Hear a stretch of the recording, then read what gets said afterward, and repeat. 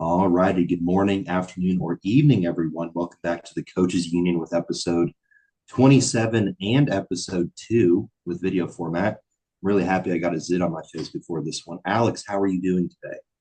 Dude, today's been a long day. This is my second podcast and my fourth video call.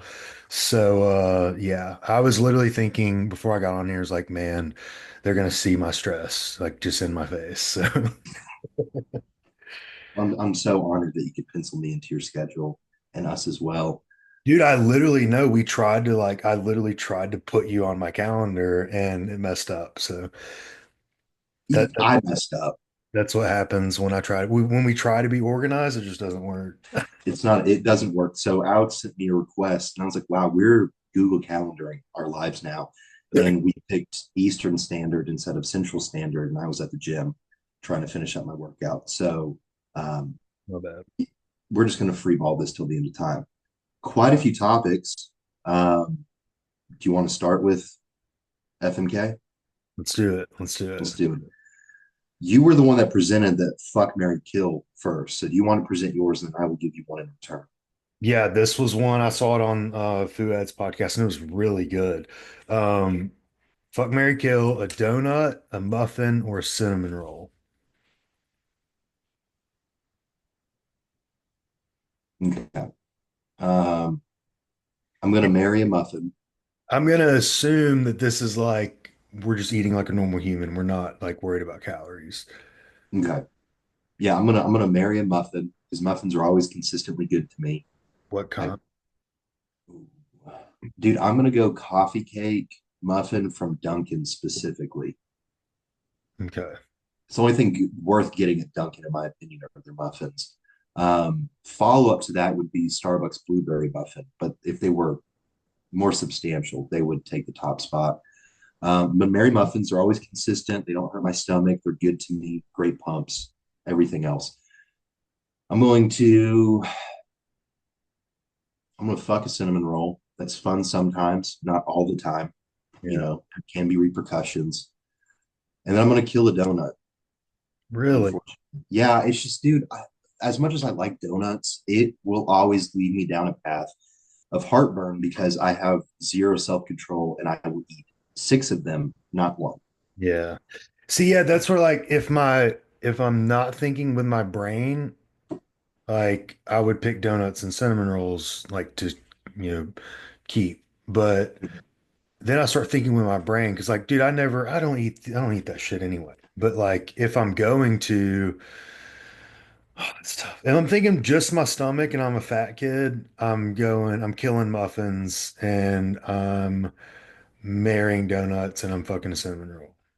Yeah. If I'm thinking with my brain, oh, that's tough. I'm probably killing a cinnamon roll, marrying muffins, and fucking a donut. Cinnamon roll, I love cinnamon rolls, but dude, the Cinnaholic is so much. Like I think I was eating one time and like started falling asleep. Like it's so much. And so I think you get more variety with donuts Mhm. out of it. And then yeah, muffins just standard. Like I could eat a muffin and go train. Um, Yeah. and that would be where my brain would want to work with it. Trader Joe's used to have these they were oat bran muffins with raspberries and blueberries in it. They were like 72 carb, 13 fat, and like 9 protein or Oh, whatever. dude, there's protein. You're Dude, good. I would hammer 2 of those pre-training with some insulin. It's a good day. It was a really That's a. I want to do that right now. But okay, so let's circle back though with the donut part of this. What donut are you choosing? chocolate with sprinkles every time. It's me and like a 4-year-old kid. And that's what I'm ordering. Okay, I like that from anywhere specific. Krispy Kreme for Yeah, sure. It's yeah. just like the standard, right? I know like Hero Donuts is good. Mm, Um, I don't get donuts enough to know any other places, but yeah, I'm gonna keep it standard Krispy Kreme for sure. I like that. So mine's a little bit different than fuck, Mary kill. If you had to choose between being a cowboy, a samurai, or a pirate, what would you choose? Samurai for sure. Yeah, I Um, figured. Yeah, though that's like my I don't want to say like my family lineage, but like my dad and brother have the Bushido code, like the Mm, chivalry code, like tattooed on them. mm, So like if and when I ever get a tattoo, that's the one I have to get, obviously, because they got it. But basically it's like in short summary, like what samurai warriors and why they were so good is because they entered into battle and they accepted that death is inevitable. And so mm, that's, the chivalry code is like much deeper, but that's a lot of the history that like I grew up like reading the books on it and like I think it's called like the Book of Five Rings and all that from Miyamoto Musashi. And there's a lot like with me personally that goes into samurai. mm. Um yeah, so that's why. What do you think I would choose? We had a not a Cowboy? cowboy. No, you'd be a pirate. You think so? I don't know, You're, man. I think I'd be a cowboy. you're a little thief, dude. You'd fucking No, you'd be you'd fucking finagle your way into some shit and out of grubby shit. paws. Yeah. Grubby paws. Well, I was hoping you'd say cowboy because I have quite a few cowboy related tattoos on my body. Do you really? Yeah, I don't know if we'll be able to pull it. I'll try to see. I don't know how many tattoos I even have, probably like 40, but I've got a cowboy and a skull, and there's also a cat butt, if you're Okay. wondering. Yeah, I think a pirate fits more of how you like dress and act, but like I feel like there's that West Virginia piece in you that can linger back to cowboy. It's in there for sure. That's so funny. First question that we have is clients coming into coaching with an open mind as far as like the process itself for hiring a coach. Do you want to kind of elaborate on that? Yeah, so this actually came from a new client of mine. He like just joined up. And so like on the questionnaire, right, there's a million things we ask, but one of the things we ask is like, it's like show date in mind or what are your goals and all that. And he said, I would like to compete, at the end of this year, early next year, but really whatever coach decides. And that is like, I love clients like that. That is the like golden child in my book that like they're already coming into this with the expectation that they aren't really in control. And I don't want to say like not they're not in control as in they don't have a say, but they are open to whatever the guidance of the coach says. And so that's a that's a very good spot to be in because within the same week I had another client join up. He paid in full, but his sheet said I want to compete in June.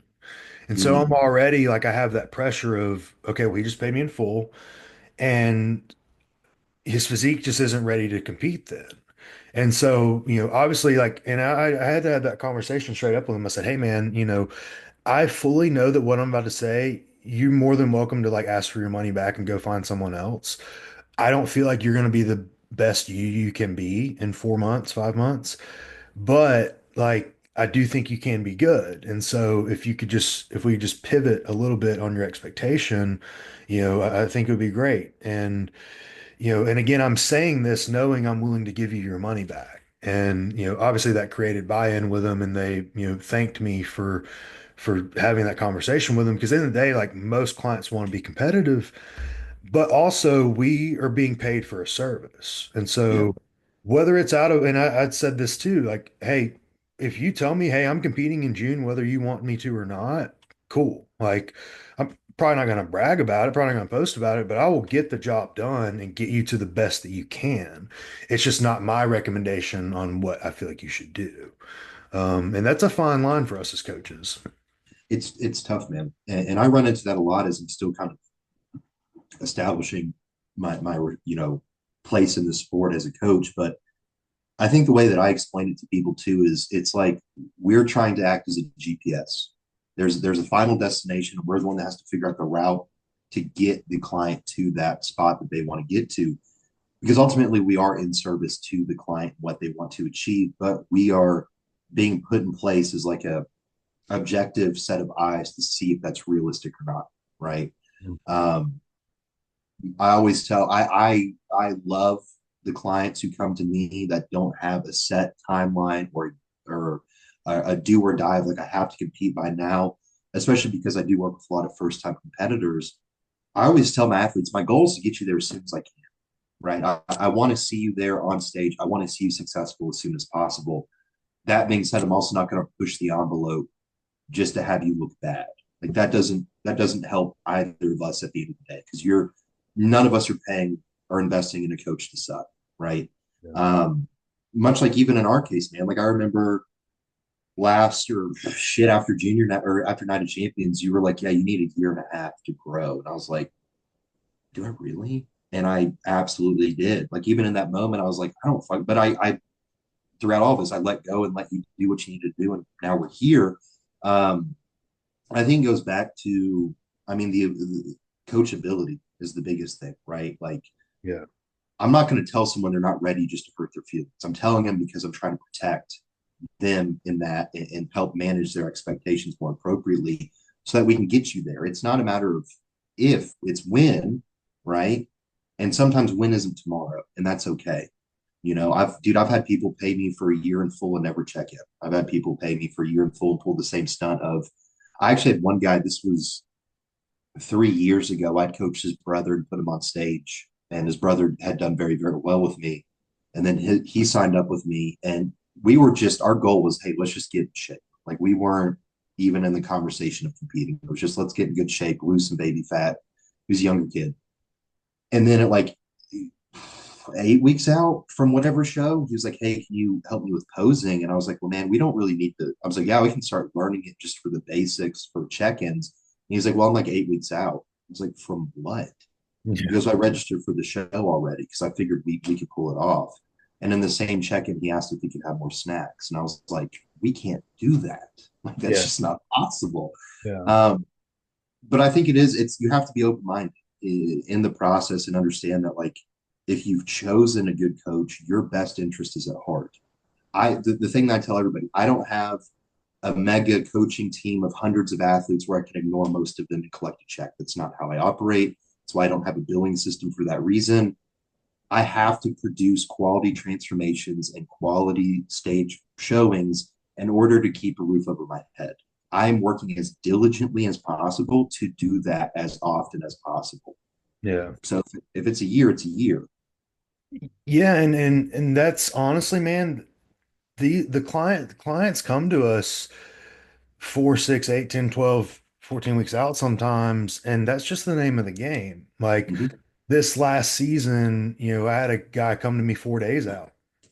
And, like my boss was like, oh, we're not going to take that. And I was like, well, hang on, like, let's see. Right. Like, because my thinking is I want to create buy-in.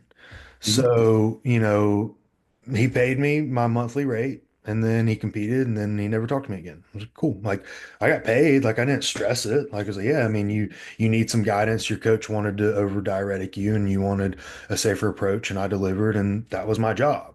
Mm-hmm. Um, but a lot of guys, like I picked up 3 or 4 this past season who were, 6, 8, 10 weeks out. And, while they were in a good spot condition wise, like my job was to obviously deliver, but more importantly, I was creating buy-in within that prep. So now they're going to re-up with me for the next season, and then I could really let my work shine. Mm-hmm. And so, and the three I'm thinking of right now, like they're really good clients. Like that Ryan guy I posted is huge. He's up like 50 pounds. I picked him up like 6 weeks out and he was pretty peeled. And I'm like, yeah, like why not? Now it's not a case of where I'm going to pull off a miracle for somebody who's just genuinely not ready. Yeah. But that's part of the name of the game when you are like a pretty high up coach, like people are going to come to you because they're not happy with the service they're getting from another coach.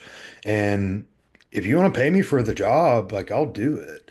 Now, it may not be pretty, and I may tell you, hey, yeah, like I don't really recommend it, but if you're already registered, I'm gonna give you everything I got.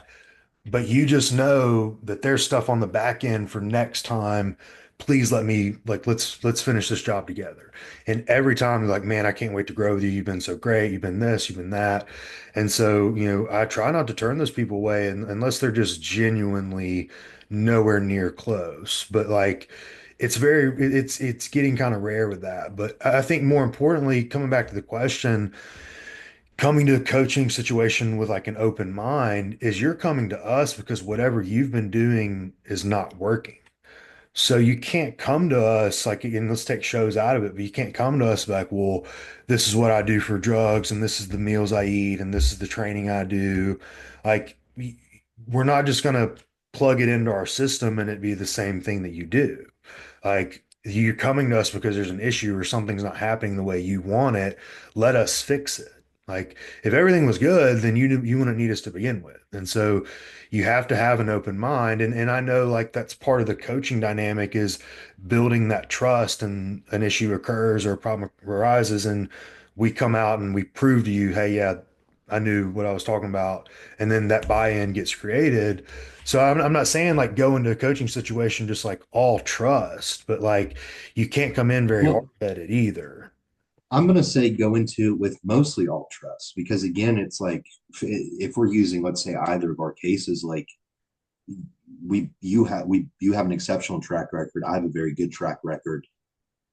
There's obviously there's proof in pudding, right? And we've got good pudding at the end of the day. So grab a fucking spoon. But like at some point, this is why I always tell people at some point you looked at my page, you looked at Alex's page, you looked at whatever it was, you saw a client transformation, you said, that makes so much sense to me. I want whatever's happening. Why is sorry, my training playlist started on my phone. So you said, hey, I see what you're doing, and I'm going to give you my dollars so that you can tell me what to do. Right. That is at the end of the day, right? But then you turn around and you go, hey, but I'm going to tell you what I would like to do. Yeah. Yeah. Why? It's like take any service. I go hire someone to clean my house, and then they come in and I say, ah, why scrub the floors this way? Who Yeah. gives a shit? Let them do their thing and see how it looks at the end of the day. But you have to let there be a process. Now, see the other point, like I do try to, whenever I have someone go through the onboarding process, like if there's certain foods that we like and digest well, they're going to stay in. But I've also had people, one of the questions I ask is, what foods would you like to see in the plan? I had a kid ask me if you could have macaroni and cheese and chicken wings. And I was like, bro, if I get you peeled on that, I'd be the richest man alive. Um, so there's a balance to it. But at the end of the day, you can't just like walk into a role where you're hiring somebody to basically be your advisor. I know why it started again, dude. My Bluetooth headphones are in my pocket and I accidentally pressed them. So I'm just gonna take these out real quick. Dude, Find this is a good example. Like, so I literally had this conversation today with one of my girls. But she's was having some stomach issues, like just inflammation issues.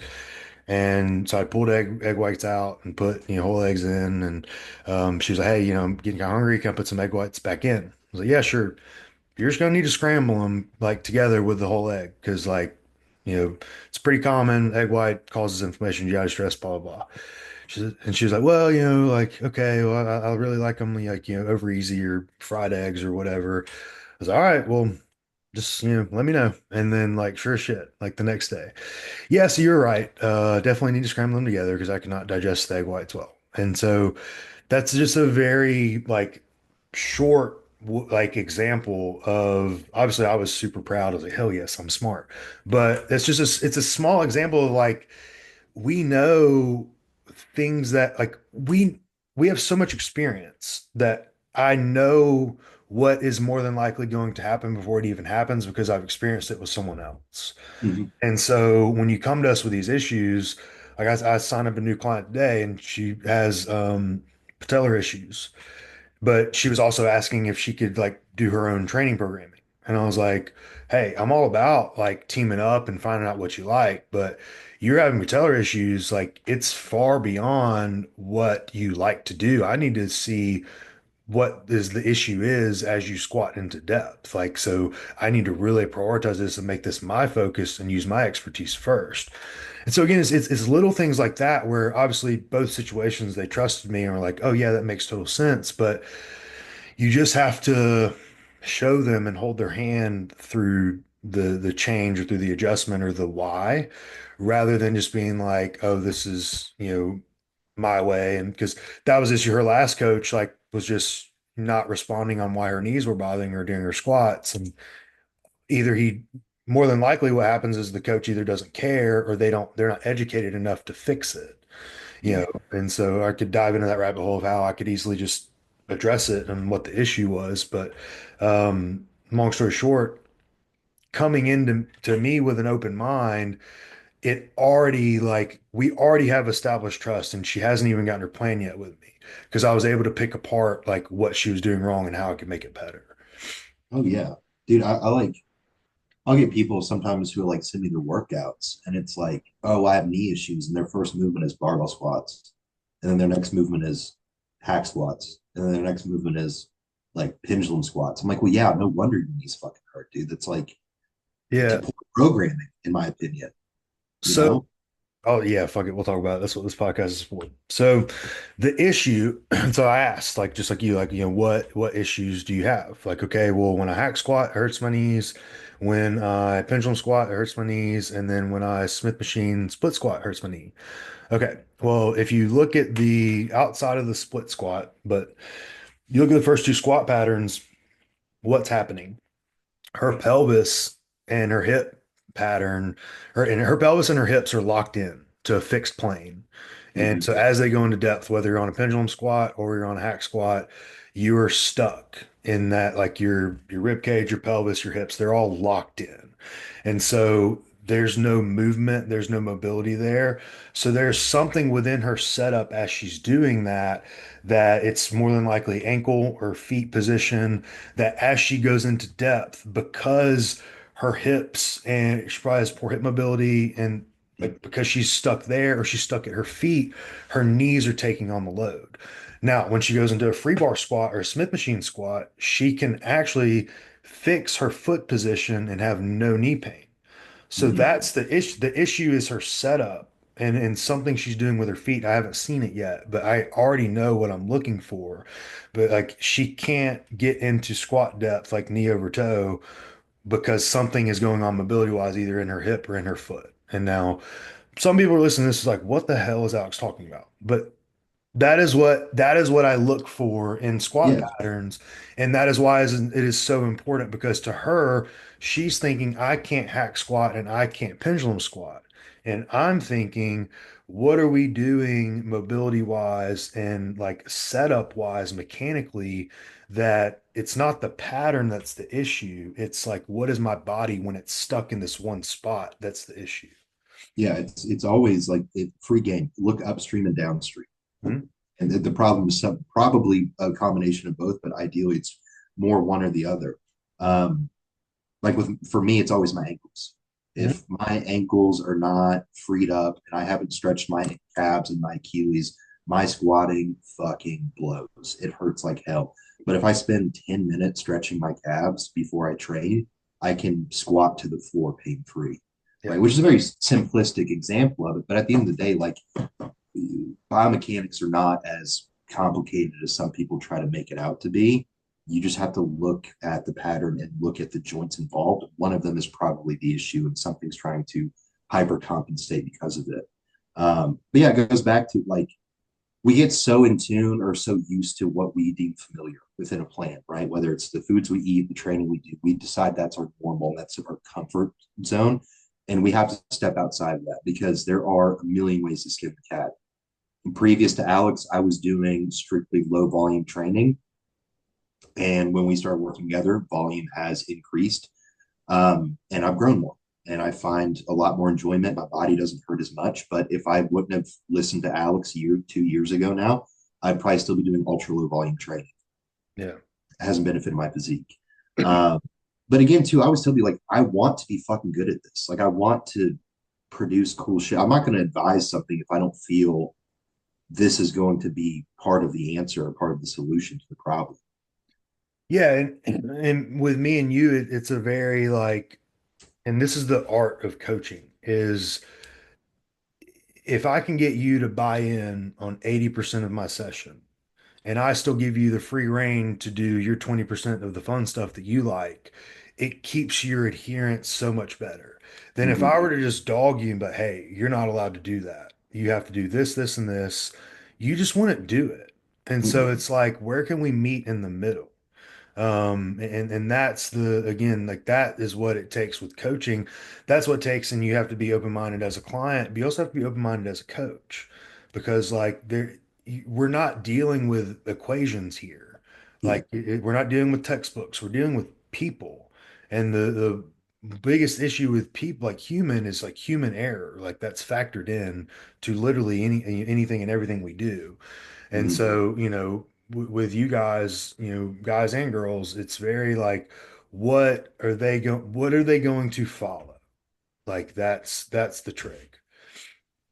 And that's the hardest part, right? And that's why I only care about transparency in this shit when it comes to it. Like you, I would rather just know the truth because I can work with the truth because that's factual at that point. And my goal always over time with my athletes is to get to a point of, I don't want to say self-sufficiency, but get to a point where it's like, hey, I want you to handle or you to know and understand these philosophies well enough that you can handle a majority of the training. And Yeah. I can just come in and like clean some things up or add in a couple of things or show you a new idea. And that comes with time. I'd say the people who've been with me for, depending on their quickness or what, however you want to word it, to learn, most of them have been with me for like a year, handle a majority of their training. It's like we've learned what we need to do. And I think it's a lot more fun that way because then they can start to present ideas to me that we can try out and see how it goes. But in the beginning, it's like I always explain it like if we have like a very we're going to work within some limitations specifically because I need to um, remove as much predictability or what's the word I'm looking for? Ensure as much predictability as possible. Meaning, I know that if we do these things, the outcome should be this, right? And then after we kind of check those boxes, then we can expand a little bit more. Hey, let's try a couple more things. And then once we check those, then we can when we keep doing this over time. That to me is the goal of coaching. I don't want to keep you in a box forever. I Mhm. want you to learn and understand and comprehend why we're doing this, which is why I'm so big on educating throughout the process, and also to give you more freedom and more self sufficiency. But we do have to start in a little bit more narrow of a box in the beginning. Otherwise, the second we start expanding without needing to, or by skipping steps, then at a certain point we're just kind of flying blind, and then it's just we're guessing at that point. Yeah, and I see this, and I think that's why I brought this question up is like having you being open-minded, to coming into coaching. Like the more like I start to coach more and more coaches. Like I coach a really successful coach out of Germany now, and he's a really good coach himself. So like, people be like, well, what do you need him for? Right. But so he has certain things that he's already looking for. Like he was like, why, don't we have any, unilateral rear delt movements? And I'm like, well, based on the volume, like allotted right now, the weak points I'm trying to focus on is much greater for your chest and your back development and hamstrings than your rear delt. Like, yes, as volume is going to go up over the training block, I will sprinkle in more rear delts, but you can only fill up so much of your cups at one time. Like the rear delt cup is very, very low on my, goal of importance to fill, but that back and chest is super fucking important. And so, again, it's creating that buy-in and as a coach too, we have to be ready to answer those questions and Mhm. you got to know what you're doing. Like Yeah, there's coaches out there, man, I've genuinely wanted to sign up with to have them coach me just so I could be like, let's see what you really got. You know, yeah, obviously yeah, just being a complete asshole, but like I would love it. I would love to just like that awkward silence of like, oh, you really don't know what you're doing. But yeah. I don't have time for Well, it. well, So it's copy and paste from whatever coach they worked with. yeah, yeah. Yeah. But I've grown up since then. I don't have those feelings anymore. So Okay. I do. I don't give a shit. Um, I just think I don't.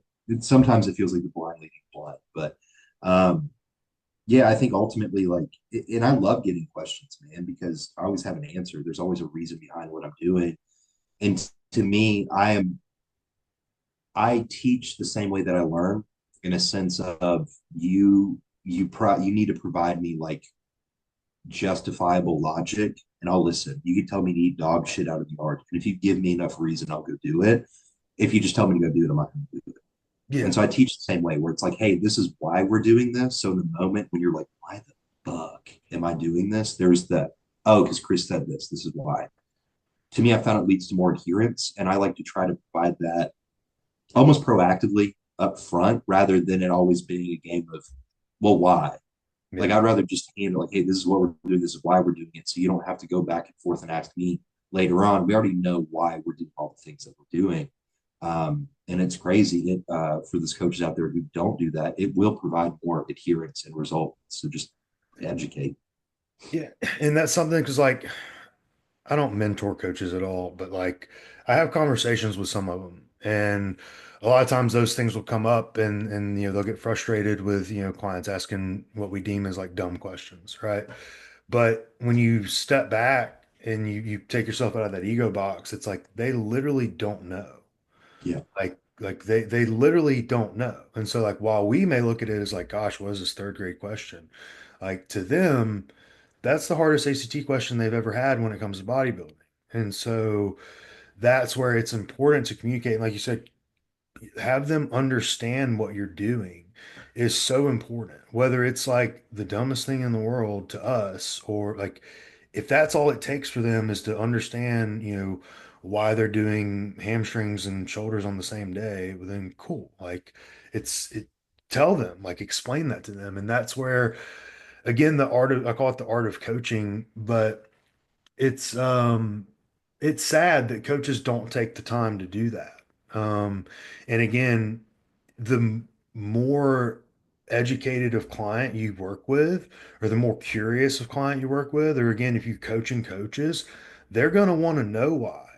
Not because they're questioning you, but they're just wanting to know like what makes you make this decision because I've never looked at it that way. And so while I'm looking at it from one way, they're looking at it a whole nother, but you explain it to them like, oh, that does make sense. Sorry, yeah, I don't know why I never thought of that.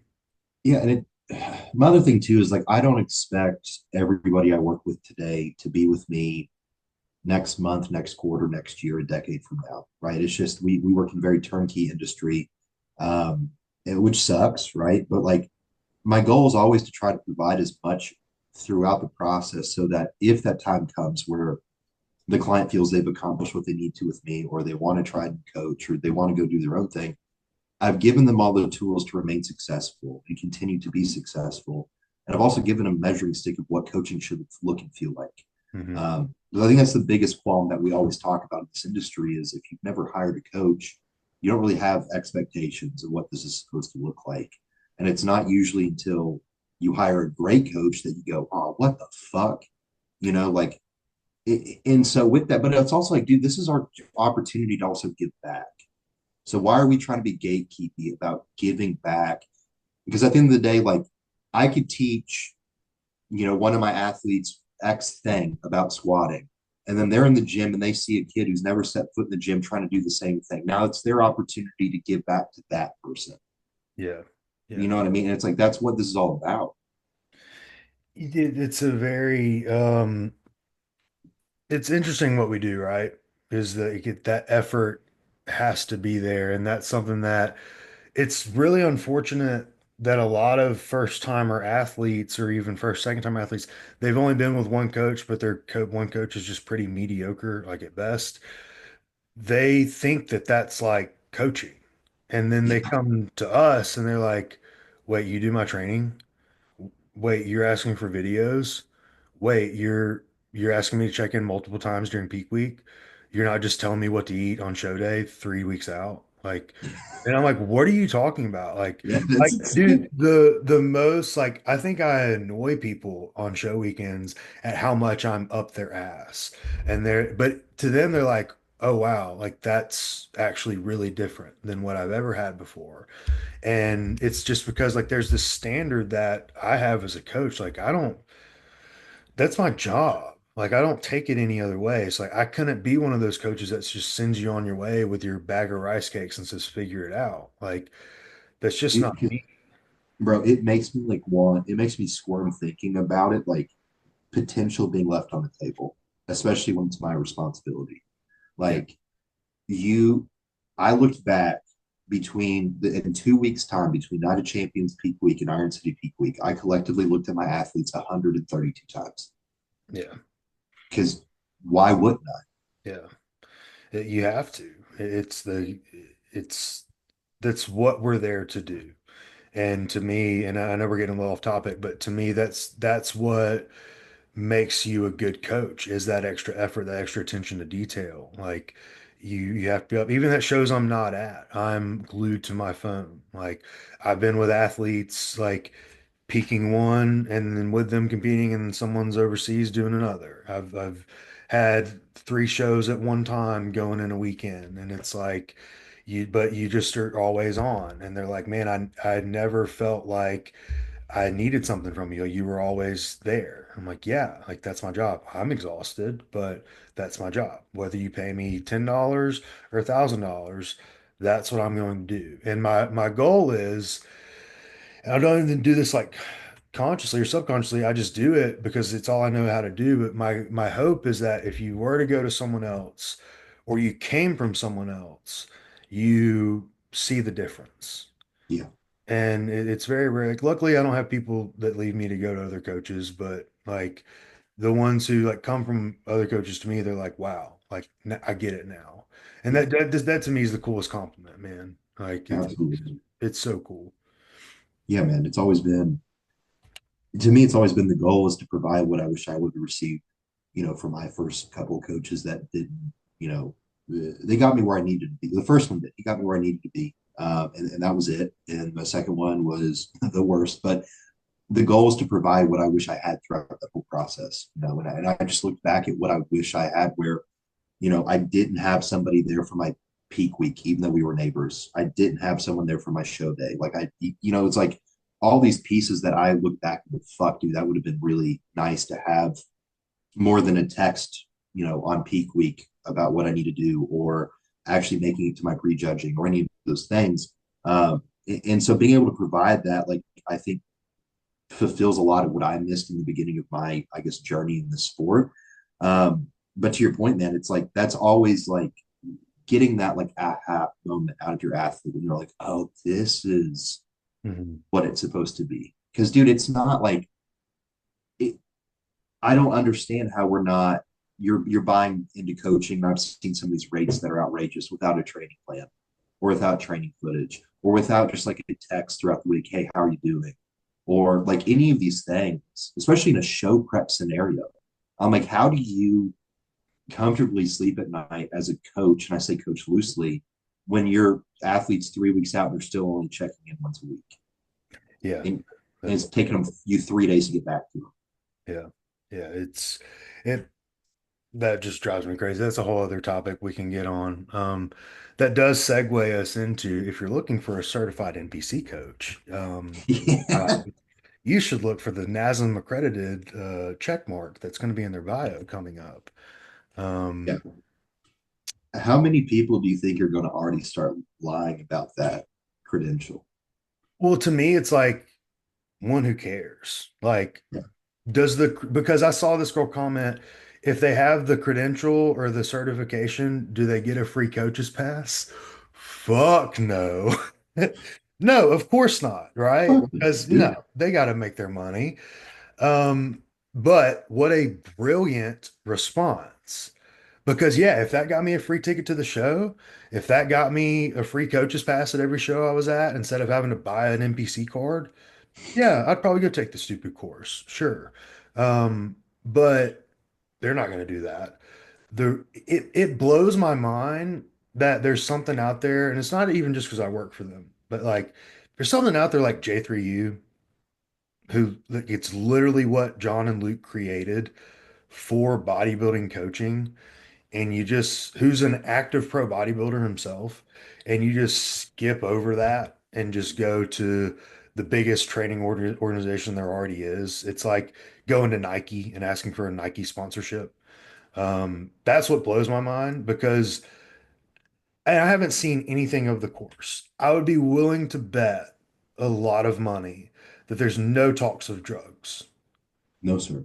like no talks of drugs. And to me, how you can be an accredited coach and have zero pharmacology knowledge blows my fucking mind. Hopefully it doesn't turn into the Hunger Games where like they're making us have this.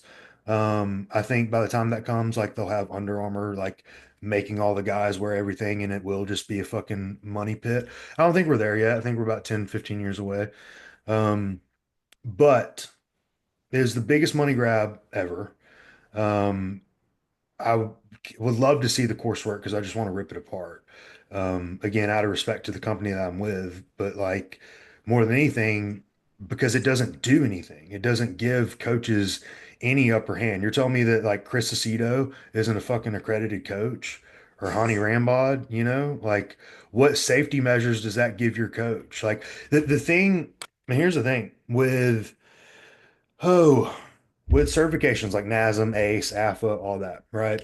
It is solely so if you're training one-on-one at a Gold's Gym or whatever, Lifetime, it is solely because if your client gets hurt, you are covered by insurance. You That's don't even need it in most states now. yeah, that's the only reason it was ever a thing was so the company you're with didn't get their ass sued. And that's why these gyms come up with these in-house certifications that were like backed by NASM or backed by ACE. It's so that the company could give you some bullshit certificate and it's like, well, they're studying for their NASM, but it's just so insurance it covers their ass. It's all well, it's all this, like you said, is a money grab because ultimately NASM is given a kickback to NPC on this or the IFBB on this. For every person that buys the course, I guarantee there's a little kickback for it. And that's where it's like, dude, it's so hard, right? There's a lot I want to talk about that because like one, I can say from my experience, J3U has provided a lot of like fundamental information and knowledge, right? It's very I genuinely think like if it's worthwhile for anybody to take their courses. Um, I think that inevitably this whole dude, it's like the same idea of like with Dare saying no to drugs. Drugs are going to be used. We need to know how to use them ethically and practically, and know like okay, this is like an actual based on clinical research. Like these are dosages that are within an ethical space, if within reason that we can use. We can't just take the route of we'll just don't use them. We're all going to. So we need to know what that looks like, right? And that is a fine line to draw. NASM's not going to cross that line for legality purposes, right? So I'm already going to assume that it's biased very heavily. I'm also, to your point, very curious as to who is writing it because it goes back to the idea of like, though I think you have to have some credential, it's hard to say what that looks like. You also have to have experience. I don't give a good flying fuck what paper says, what a screen says. I care about people and transformations and client experience. Because again, I know people, dude. I've worked at gyms for years now. I've had my NASM since 2016. Who cares? I also know people who have the same credentials as me who don't know shit about fuck when it comes to training themselves, training clients, how to write a diet. But because they have NASM in their bio, someone's going to sign up with them. Yeah. So it's this hard space where it's like, generally speaking, though, like great, it's cool. I like continuing education because I like to always learn. That's just an obvious thing. That being said, to your point with like Chris, look at what they're producing, and that's probably telltale enough. Yeah. And to me, it's like, I just am curious as to what they're even going to talk about.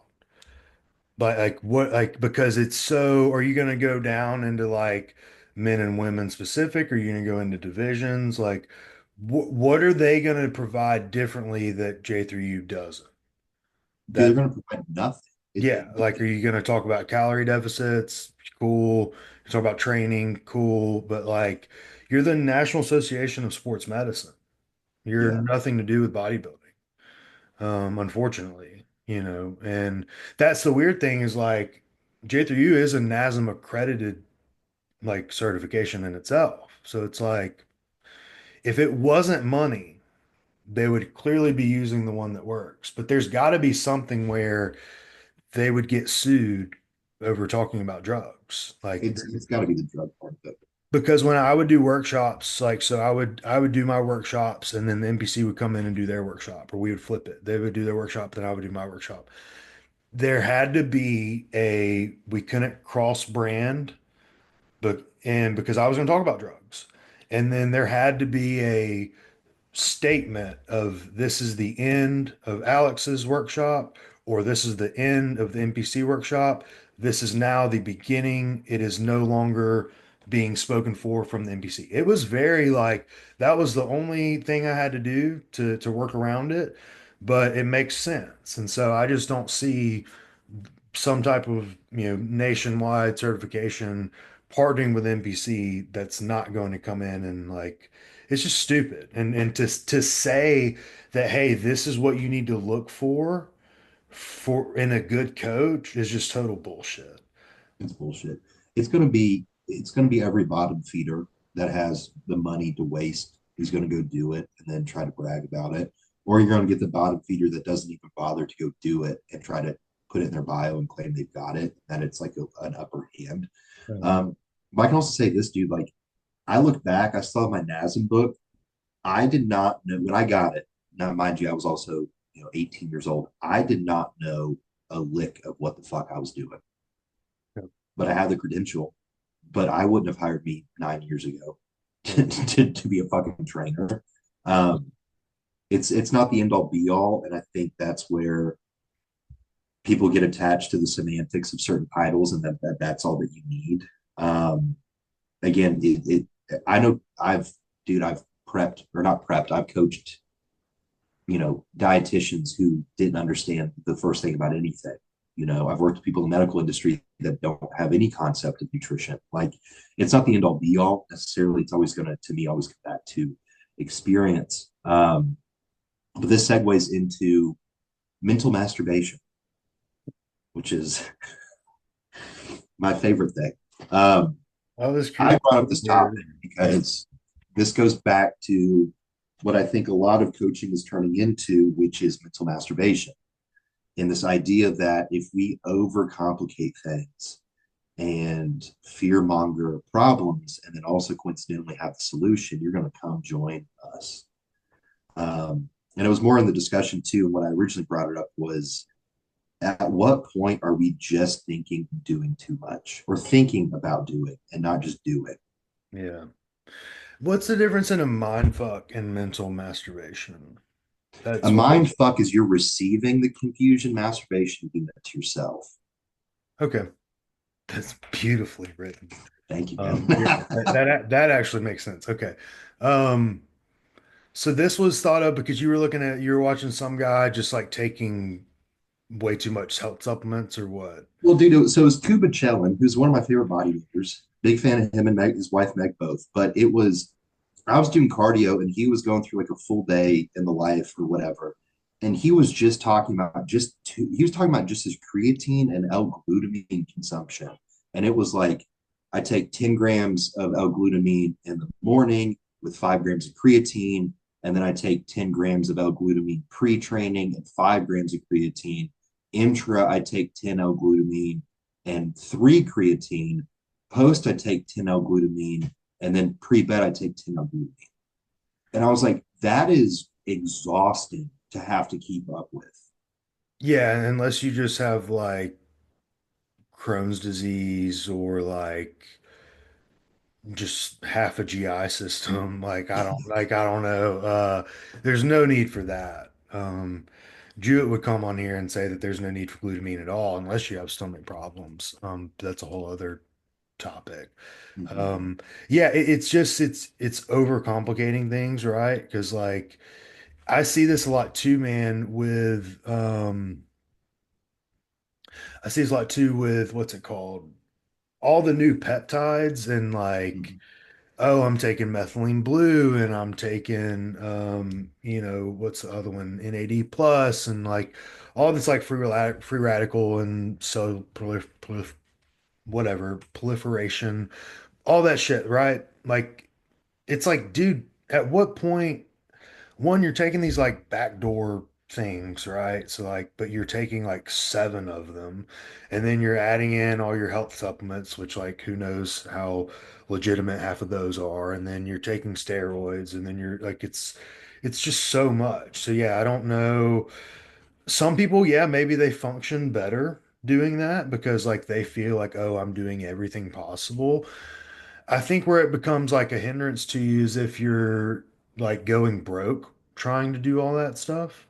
Like feeling the need to have the glutamine and taurine and arginine and the low molecular weight casein protein. There's so much shit that we could really dive into scientifically that like, yes, this is the best form of transport to the muscle for optimal growth. But it's like, is it all that serious, or could you just drink some whey isolate and some carb powder? Probably so. But yeah, I think some people need that, like OCD, like locked in. I know I'm doing everything right, but I think majority of people that would just get on the nerves and stress them out, and they wouldn't do it anyway. Yeah, I think too, it's like you start developing this like mental reliance that I need to take, C-Max, I need to take methyl balloon, I need to take this to function and operate. It's like, no, dude, just like consume adequate electrolytes and go out and touch some fucking grass first thing in Yeah. the morning. Like, make sure you're, have vitamin D in your system. That's probably enough in itself. Um, let alone everything else on top of it, right? It's just a weird space because it's like, yes, this is a space where there are extremes, but at a certain point, like if that was just the solution to just take more things, we would all just be taking all of the things all of the time, and it just doesn't work that way. Yeah, to me, I would want to be like, what are we missing in our diet that we need all these things?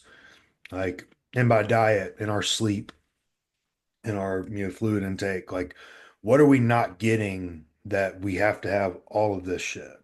And because yeah, that's just exhausting, dude. The reality is it's hard enough for us to get people to take their thyroid dosages fasted Yeah, or to not skip their Anavar tablet or to take their shot every 2 days or 3 days or however often they're taking it. So like if the expectation is, drip effect glutamine throughout the day with arginine, then the reality is that we got to find some happy median somewhere, and it's like, yeah, hey, let's just eat all our meals first, you yeah. know. Let's start there. Let's sleep correctly and actually have proper sleep hygiene.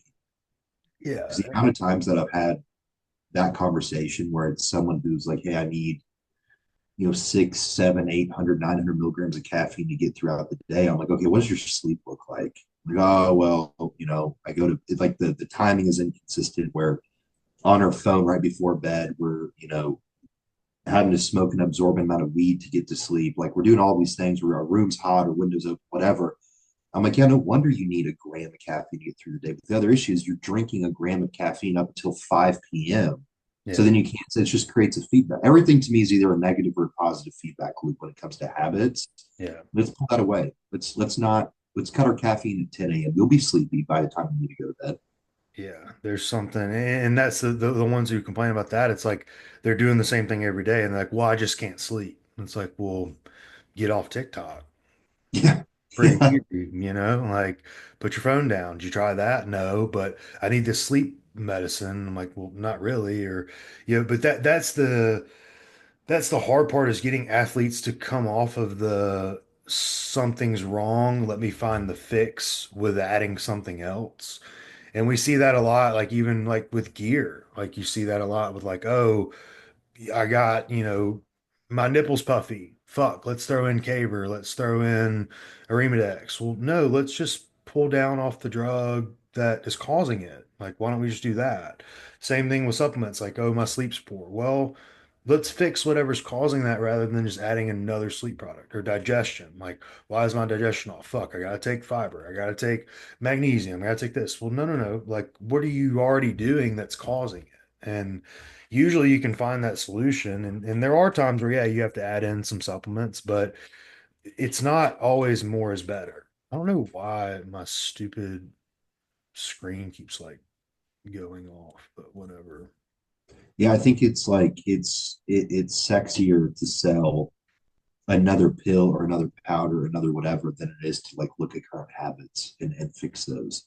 Yeah. You know, it's a lot easier to be like, well, I'm just going to take L-glutamine countless times a day instead of going on a walk after a meal or chewing properly or I don't know, rinsing your fucking rice when you cook it. Like, and again, I always habits should always be the fundamental first thing we look at because those are free, $0 to fix those. Just requires a little bit of intention. And then we look at the things beyond that. It's like if I can save you money by just providing simple solutions, let's start there versus it's like we're trying to tape a hole in this we're trying to plug a hole in this boat and it's just not the right size plug. Yeah. Supplements are that way to me. It's like if we can fix the habit, then we can also get the correct size plug to fix whatever leak there is. Um, but again, we're in a space, like I said at the beginning, where it's a lot easier for especially some demographic of coaches to just push these very taboo, abstract, minutia problems that vaguely fit the description so that you go hire them. It's like, oh, have you burped today? Cybo, hire me. Yeah. Yeah. That's It's it. it's wild, man. And that's the unfortunate market we're in, right? But like a lot of times, it's funny, clients like one bad night of sleep or like one day of like bloat, and it's like, oh my God, this is it. This is the end of the world. Like we got to fix it right now. And it's like, hey, like maybe we just had a bad day. Like maybe just one bad night of sleep. Like let's not just throw everything we're doing out and look for that one fix. Let's see if this like reoccurs again. Um, you have to do that, like even like proving studies. It's like what makes this study, reputable, what makes it like good is like, can it be reproduced with the same outcome? Like sometimes you just gotta wait a week, 2 weeks. Like, is this continuing to happen or was it just one random fucking day that you just had Mm-hmm. it off? Okay. Yeah, it's continuing to happen. Now we got a problem. But sometimes like it's just and it's something I noticed with bodybuilders too, like bodybuilders can't just be sick or they can't just be tired or they can't just like have a bad day or feel down. It's always like, what's doing this? What drug's doing this? Why? Like, what? Like, I need more of this. I need less of this. It's like, no, dude, you're just a human. Like, you're just having a day of being a normal human. You're not sick. You don't have test flu. You don't have, whatever that other one was. Like, you just are sick. And that's just what it is. Like, it's not on me to fix. It's not on you to fix. You're just fucking sick. And Yeah, you can be tired. That's okay. Like, yeah, it doesn't matter. Like when I say that it's like a one-off thing, it's like in the same conversation with fatigue, dude. The amount of fatigue conversations, fatigue management, I understand is an important thing over time, but the general populace that's training 4 times a week is not running into fatigue accumulation at a level where they cannot tolerate it. yeah. You're good. You're tired. You're watery. You're inflamed. Cool. We get it. Yeah, I got like and again, I'm going to use myself as an example. I have in previous preps, I have mentally masturbated about fatigue accumulation, looking at total working sets, looking at total fucking whatever. And then I watched a video that JP posted and was like, fuck your fatigue. Look at Nathan Diacha. And I was like, that's fair. So I'm just running it until I find that fatigue hole. And lo and behold, I haven't found you. Yeah. Yeah. If you start looking for stuff, it's going to come up. it. Yeah. Like I had a girl, I was talking to a girl today about like Primo and what it does. I'm like, hey, you need to be in a spot mentally where like you're not paranoid. And because if you're looking for your hair to fall out or you're looking to have to shave more, You're, you're gonna find it. You're gonna find it. And so like it's not worth it at that point. But mm-hmm. it's the same with like if you're looking for fatigue, if you're looking for inflammation, we can find it. Yeah. Absolutely. Every single person in a prep setting under 16 weeks out is inflamed, is watery, is probably some form of fatigued.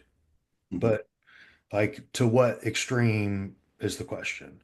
And I'll post this on a story later. But like I can get us to peak week. I can fix flat and I can fix watery.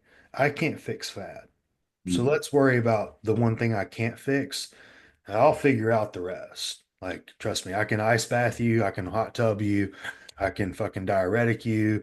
I can handle everything but body fat one in a peak week. But Alex, I'm flat. Just fucking just oh yeah. Speaking of, Callie's probably gonna carb up with shrimp. She told me she was really upset. Yeah. Because she kept saying, so those listening, we're going to the Detroit Pro Am next week. Yeah, she keeps like, oh, I can't wait to see this filled out. And I'm like, yeah, probably not. You, you ain't got to fill anything out. Yeah, it's filled. Like It's that's what it, it's all there, getting some rice cakes and some fish, and we'll be good. bona fide. Yeah. Yeah. Um, that's another point too. Don't compare your peak week to somebody else's, please. Um, well, I mean, well, let's do it.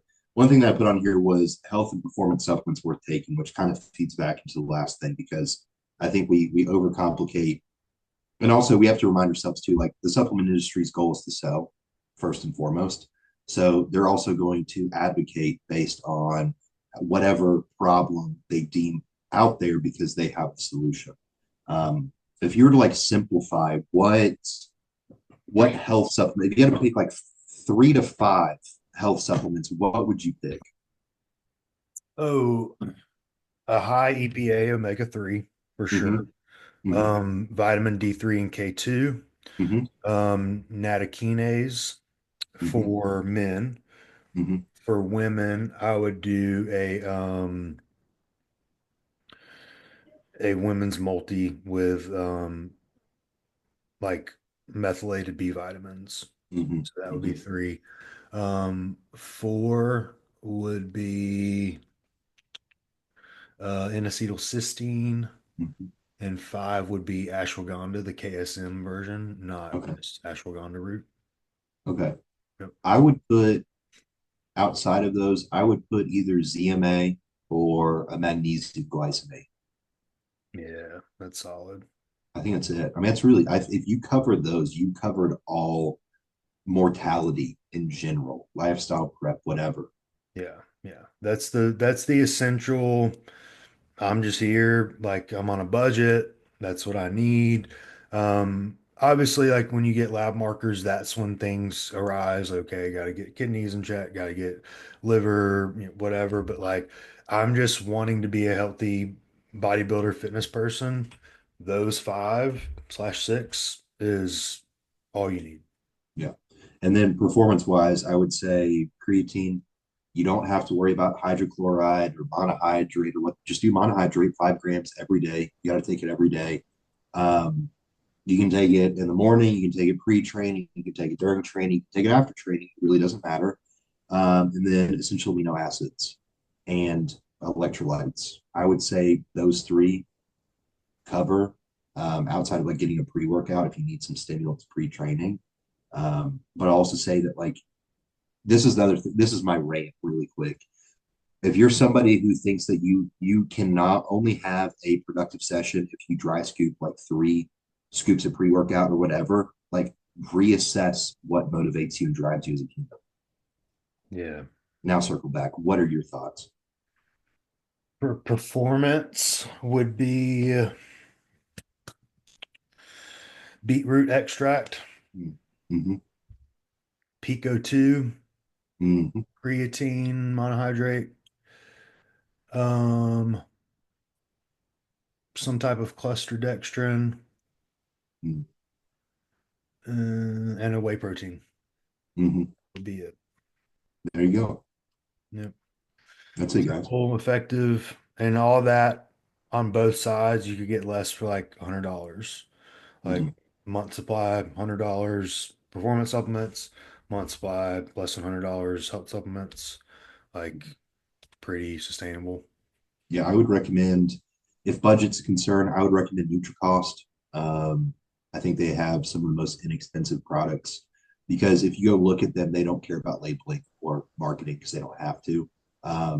That's where I get a majority of my stuff because I don't care. The other thing I will let you all in on, this is going to blow your minds. It's most products are made in the exact same factory Yeah.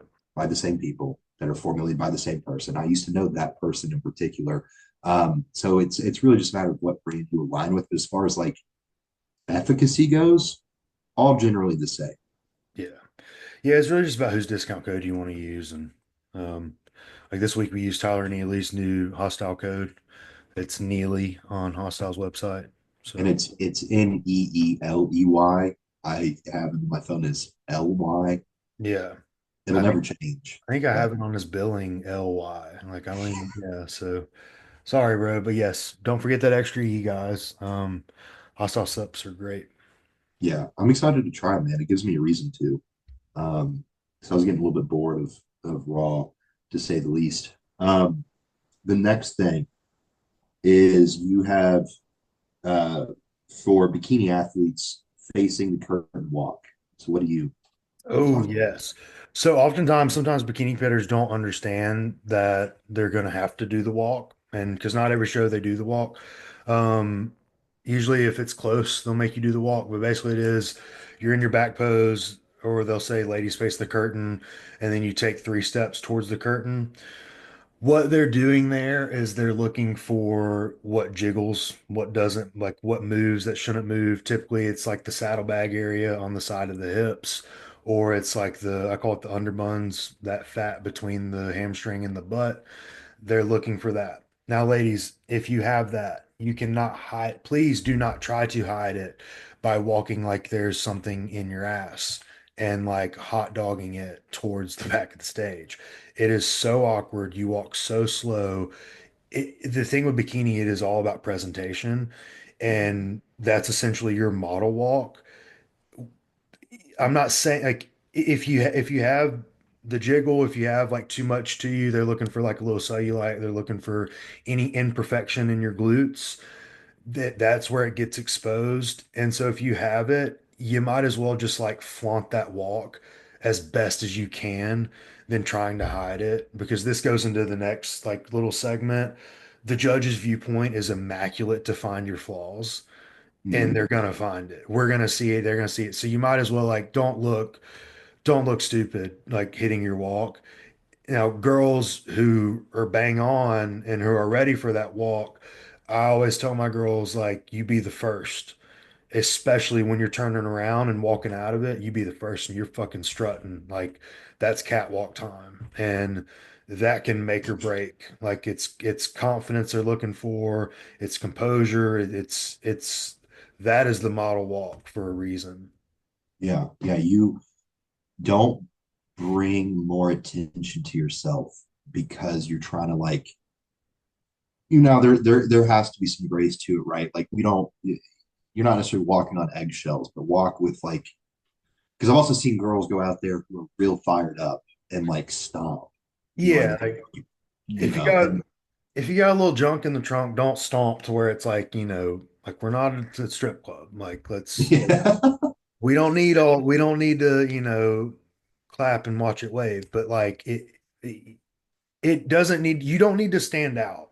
That's really you need to be prepared for the walk, because sometimes girls aren't prepared for the walk. They don't even know it's a thing. But you need to hit it like with composure, with poise, and with confidence. yeah, yeah, yeah. That's the time, like I always tell people, is like whatever your bad bitch song is, make sure it's playing in your head. Mm. What's your bad bitch song? Mm. Oh, I know it. Rockstar by Rihanna. Mine's Needed Me by Rihanna. Oh, hell yeah, dude. Rihanna's fucking, uh, she's Yeah, the queen. God, love her. Um, yeah, just you got it. That's your moment, like for sure. And this goes back to too. I would advise if that's something that you aren't super familiar with, go on YouTube, watch pro shows, watch, whatever show it may be, and start understanding the composure these women carry and whatever you think you align best with. But also go to these shows regionally, look at what's winning and how they present themselves on Mhm. stage. Um, one thing that we do, especially deeper in season, because we do these team workouts, is we'll start having, we'll start doing call outs for girls, especially or guys. The deeper we get into season, we'll start setting up basically posing seminars after each workout and working through and moving girls. And so we already kind of have an idea, especially for our true novice competitors, of what that's going to feel like on stage because it makes me sad. And again, it goes back to, I think it's a coach's responsibility to prepare for those. But it makes me feel bad when you see that person on stage who like they just have this look. You're like, Yeah. you know, So I'm gonna share some free game here, and I wasn't gonna share it, but I'm gonna share it.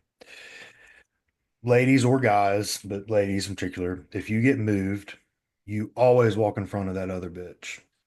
I don't care if you walk off the fucking stage. Don't you dare walk behind her. Mm-mm. Weird. That is no retreat, no surrender moment right there. You never let someone walk in front of you. The eyes are always on you.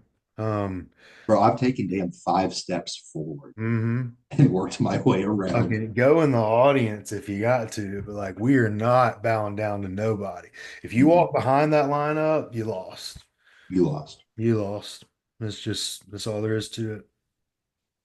Yeah, you gotta own that shit. So the next thing, judges table, because I think people also forget, as much as this is a show, you are posing for the panel. Yep. The panel is down this way, right? Not up here. So as much as you want to pose for your girlfriend, your mama, whoever, you need to take into consideration the angle in which you're presenting yourself is more downwards in a sense. Um, and that also has to come with a little bit of practice, and why I'd advise hiring a posing coach. Because I've also seen people take that extreme way too far and really try to pose down. But if you want to kind of honestly chime in with your input on this. Yeah, so I mean, really, I want to bring this up because a lot of people don't know how like shows are like put on. So prejudging or the night before the show, the judges and the expediters, they tape off the stage, and that tape's not just there like, oh, this looks like a good spot. That tape is there because it's a certain measurement from the end of the stage. That stage has to be a certain height off the ground, like from the judge's viewpoint. And Mm-hmm. then the lighting all has to be a certain way, which obviously like it's not, that's a little it's not as mandated because you see some shows with shitty lighting, but it should be all in one, right? And so that's why you see guys like Gilco, like Mitch with Gilco, he brings his own lighting. So his photos always look the best because he Mm-hmm. has you lined up and taped off exactly where you need to be at every show. And Mm-hmm. so again, like it all has to work in one. And so if your family is in the back right corner, they may not see everything. But while you're put under those lights at a certain angle, the stage is a certain height, like you're a certain, length from the judges. That's why sometimes like you may think you look better, like your family may think you look better, your Christian may think you look better, but you're at that vantage point because they're looking for all of your flaws. They're not looking for what's great. They're looking for what's not good. And all of that shows right there. And so that's why you notice a lot of times, like if you see me at shows, I don't ever sit in the middle, but when my people are on, I get up like almost right behind the judges so I can see it. And I can't explain to you why or how, but it is different than being off to the side or being far in the back or watching it on the screen. Like when you see it in person, it truly makes a difference. And so, again, if you look at pictures or your family or friends tell you one thing, there is a difference between them and what the judges see, and all that has to be taken into a consideration. Yeah, the optics change a lot, and well, it's the same logic of like in your gym, you've got the spot where you take your mirror pictures or you take your posing pictures because it's like the right lighting, you found the right angle. It's the same notion. It's like where you stand on stage, though that is precise or ideally should be based on the lighting and measurements. How it's perceived around is also different, right? Like if you look at someone like if I'm hitting a side chest, I pose my side chest on my left side. If you are stage center, I'm going to look one way. If you are stage right far, I'm going to look one way. The same with stage left. And a couple of those poses are probably not going to look good Yeah. in comparison, right? And the same logic of like if you're in a like using Iron City as an example, like being in a space where it's like a theater style seating where it's elevated, Mhm. things are going to look a lot different from the top back than they are from the front and the bottom, Yeah. you Yeah. know. Um, but again, in the kindest way, like the judging panel is the panel that we care about. I understand, like, if your mama, girlfriend, everybody else says you look best, you were awesome, and all that shit, they have a different vantage point than we all do. They are also the unanimous decider of who wins and who loses. Yeah. That's the most important thing. And again, like there's times where like as a coach, like and I'm sure I've talked about this before, like I try to find understanding as to why we lost. Even if I don't agree with it, I at least try to conceive why. And usually I've got a good eye that when like we do lose, I already know. Yeah. And I hate that.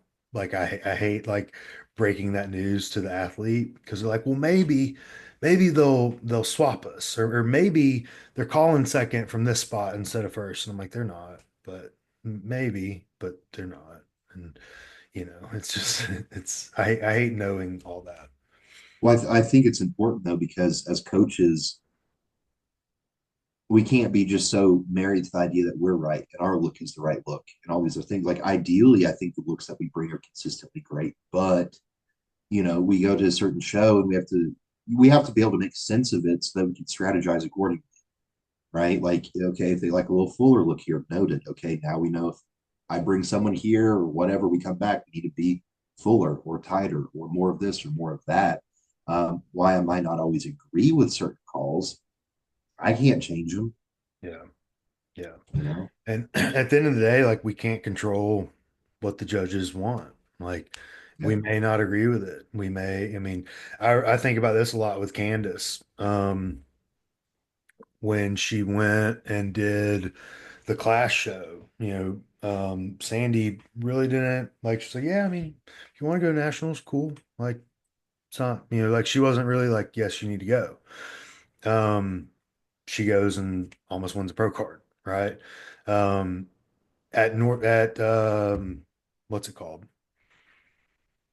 The National Fit. Nashville Fit Show. Um, I can't think of her name. Who's the head judge that I love? Um, well, it's gonna drive me nuts. Becky. Uh, Mm-hmm. her sticky note next to Abby's name said North Americans. All right. Now we went up to with Abby's mom, who also won both her classes, and was like, "Well, what do you think about her?" And she's like, "Yeah, maybe, but you need to go." Abby's mom turned pro, right? So like while you do need to respect the judge's opinion, like, and I use Candace as a perfect example, going back to that, I told her, I said, I know what they want. They want you tighter, they want you leaner. Even though you don't like it, we're bringing it. And I got this. Same with Tanya. She was a little bummed out. And I was like, dude, we got second or third. I was like, we got third last year. Fuck it. We're going back. Like, we're good. Like I know what we got to do. I got this. So again, it all circles back to trusting your coach, and your coach better know what the fuck they're doing. But taking the judge's decision, respecting it, but not living and dying by it. Yeah. Yeah. Dude, Sandy scares the shit out of me. She's actually pretty cool, yeah. No, I mean, I no, for sure. I think she's a wonderful person, but like standing in front of her, I am. Yeah. I feel like she's an attorney in a previous life or something. Yeah. Yeah, because like I posed in front of Steve, I posed in front of Tyler, I posed in front of Jack, I posed in front of Sandy. Sandy was the one person where like I couldn't even look at her because I Yeah. just felt like so scared for my fucking life. I couldn't get anything. Like, some of the other judges at least got a smile out of her. It was just like, and I was like, I'm just gonna look at anywhere else but here. Yeah. Um, Sandy's cool. They're all like they're what all cool. like they're not they're intimidating, but if Yeah. you treat them, and this is not like to talk about what you just said, but just people listening, if you just treat them like they're normal people, Hmm. like they are normal people. They're Yeah. fans of bodybuilding and they love bodybuilding. And so if you go up there and you're talking bodybuilding, you're probably going to be pretty cool with them. But just understand that like they're going to like a certain look. Sandy likes a different look than Tyler. Tyler likes a different look than Steve. If Steve's there, I know I can. If Steve and Becky are there, I know I can full send it on conditioning with girls and I'm fine. If Tyler and Becky or Tyler and what's Sandy are Sandy. there, you gotta play a little reserved. It's Yeah. just what it is. But like as long as you know ahead of time, Jack Sullivan loves them conditioned too. So like it's all about what the judges like. But at the end of the day, there's like multiple judges on the panel. Obviously, the head makes the call, but you know, Mhm. Yeah. Yeah. It's I think that's the biggest thing, just going back to like ultimately too with that, these judges, their intention is also to make you better. hmm, Especially the national pro level judges and a lot of the regional judges too. I don't want to take away from that, but I find that the more times that I've done pro am shows or been in front of that panel, they will give you like tried and true, like this is what we just need from you, right? yeah. Like very, very direct. And it's coming again, it's coming from a place of they want you to keep coming back and getting better so that they can reward you when the time comes. I think looking at from that connotation for me as an athlete has helped me in standing in front of some judges that have scared the shit out of me. Is like Yeah. they're going to tell you what to fix if there's anything that has to be fixed. And as you progress up as an athlete, like now for me, it's about sending my top level athletes to good quality shows where I know what judges are going to be there because I value that one opinion. Mm-hmm. I don't, there's a lot of like shows that I don't give two fucks what the judges say because I'm like, it's irrelevant. Your voice is irrelevant. You're not a national level judge. It's just it's irrelevant. Like I don't need to hear it. Like Yeah. clients will ask me like, well, you know, this was my critique. I'm like, yeah, I don't need that. Like, thank you, but they like hearing, oh, well, this is what the judge said. And I'm like, they don't know what they're talking about half the time. Well, yeah, I'll use, I'll speak on one from last year as an example. Levi, we did a couple shows last year, and the second show, um, we'd already talked about leading up to it, needed to work on, right? Like his legs still need to come up. Um, he has wider hips, so we have to kind of build our chest, our lats to kind of like mask that and silhouette it a little bit better. So we'd have those conversations leading up to it. We get done with the show, judge pulls us aside, and he asked me, he goes, "What do you think?" He asked Levi, "What do you think your feedback is?" And he goes, "Oh man, I think I need more leg." And he goes, "No, your legs are fine." And I was like, "All due respect, no, they're not. Like they need to come up because his upper is just so fucking big." Yeah, And his advice was to invest in a waist trainer. That was the only feedback. Wasn't about conditioning, wasn't about anything. It was like waist trainer. And I explained to him because Levi was wearing a waist trainer. We brought his waist down quite a bit. I was like, what he's saying is we have to bring up everything else to make this seem smaller because we can't make your hips yeah. more narrow than they are. But if you don't have someone there like to provide logic to that, he's just going to go, okay, I guess I just need to wear a waist trainer forever. Yeah. And that's like, dude, I had two of my like, you know, you very young 20-year-old, 21-year-old bikini competitors go to a local workshop and you know they, oh well the judges said I need to look into wellness and like they just laugh because they look at like my wellness girls and they're like yeah okay and like in my head I'm like hey if y'all could just shut the fuck up that would be really cool like I get it if I'm like some bum coach and I coach like seven people but like you kind of think I know what I'm looking at by now, right? Like, I've, yes, do you not think it's crossed my mind by the time they're 27, they may go to a wellness division if they keep up with this? Absolutely. But Sure. like, put them next to my like overall bikini winners from last season or my national bikini girls. Where are they at? They're fucking tiny. Thank you. Like, go away. I don't need you. Like, I don't need your 10-minute viewpoint of them in a posing workshop and dead in their off season where they hold majority of their body fat in their lower body anyway to tell them to tell me what division they need to look at. Love you guys to death. See you at the shows this year. You probably not even listen to this. But I don't need that. I think I got it figured out now. Like I Well, wish I Judge could pull up has the scoreboard and be like, I got this, guys. 87 overalls. Yeah, I think that's where it's also like it's making our jobs harder because now they're planting a seed of doubt because they're an official, so they Hmm. have to know what they're talking about.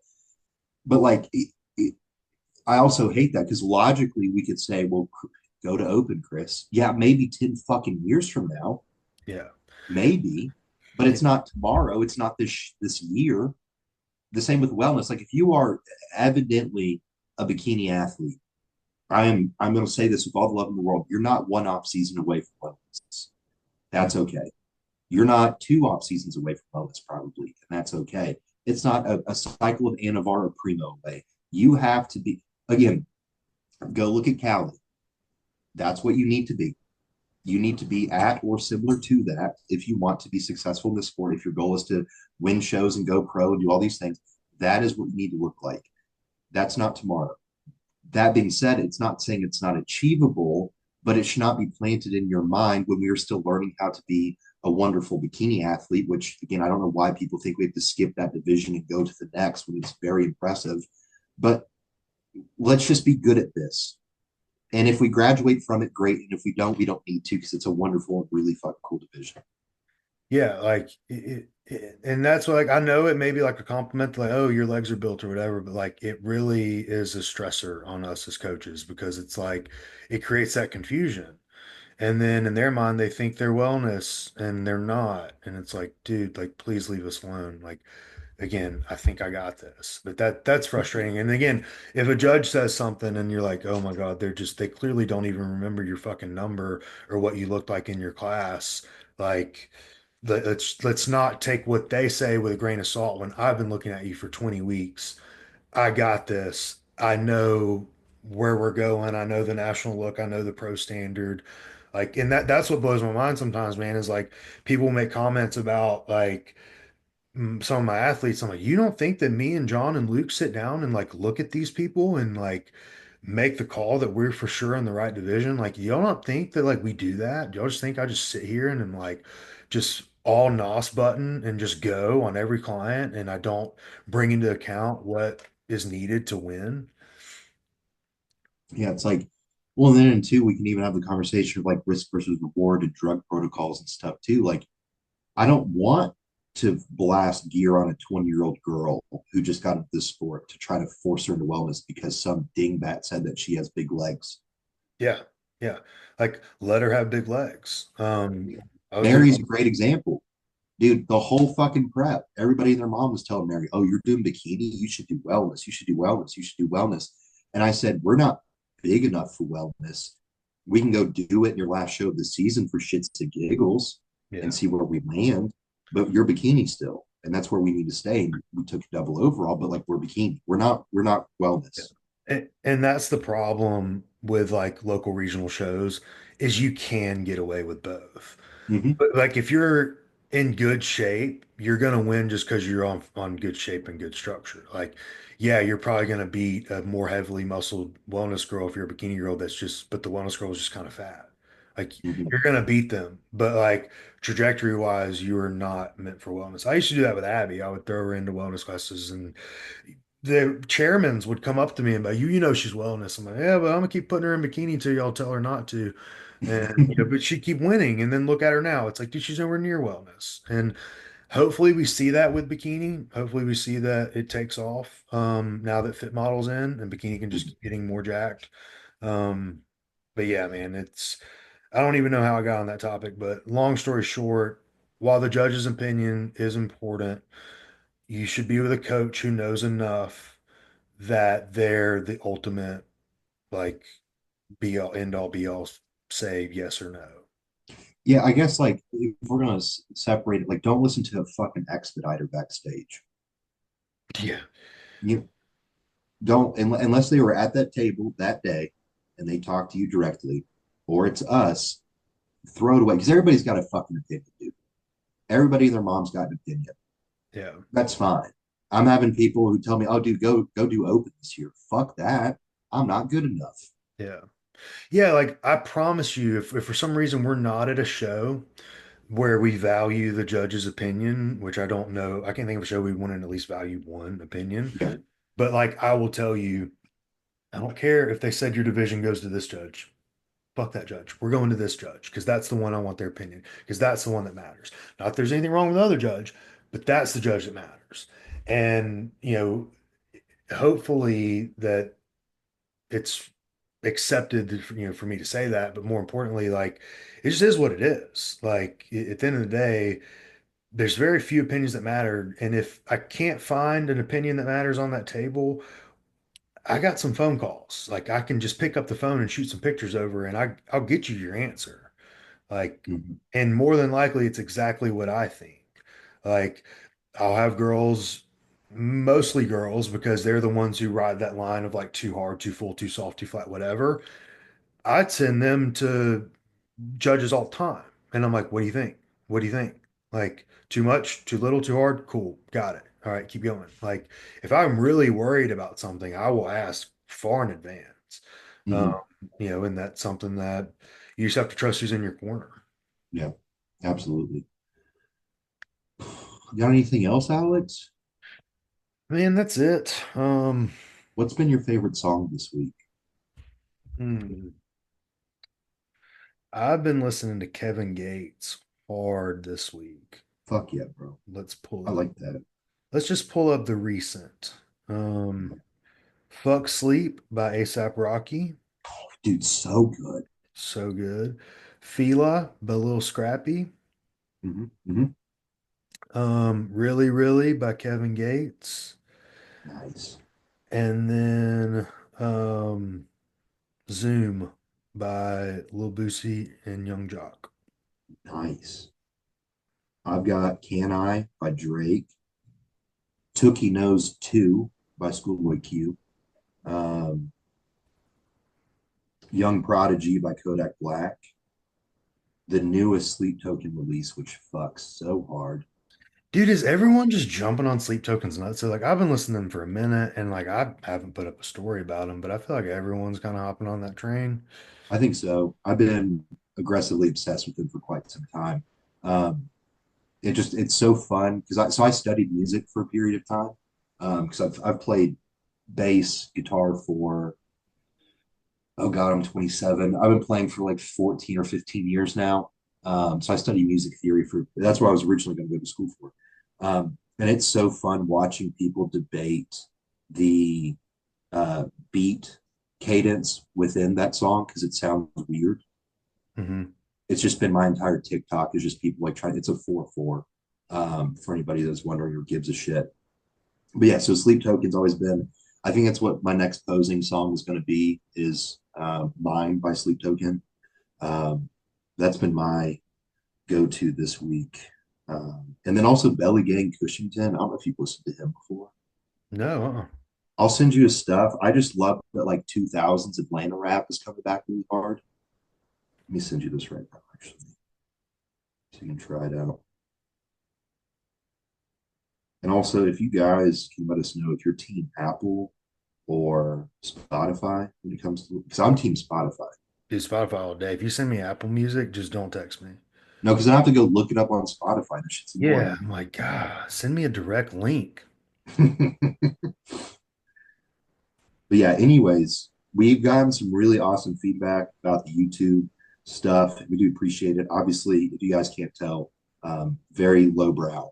And we are going to gradually improve as we go on based on what your guys' feedback is. So if there's anything you'd like to see in particular, or if you have any feedback or input, please let us know. If you can subscribe to us at the Coaches Union on YouTube, you can also find us on Spotify at the Coaches Union. You can like, comment, share, subscribe, 5-star review, share with a friend, all that good stuff. That would be wonderful as we are continuing to try to grow these podcasts to help educate you guys and help out. If you ever have any questions, feel free to reach out to either of us. Our information is going to be in the bio below. And until next time, thank you for listening to the Coaches Union.